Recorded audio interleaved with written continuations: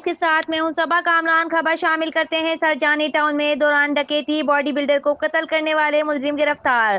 ملزمان کا electronic market کے تاجر کو بھی دوران ڈکیتی قتل کرنے کا اعتراف۔ گرفتار 5 رکنی گروہ گھروں میں لوٹ مار کے ساتھ خواتین سے زیادتی بھی کرتا تھا۔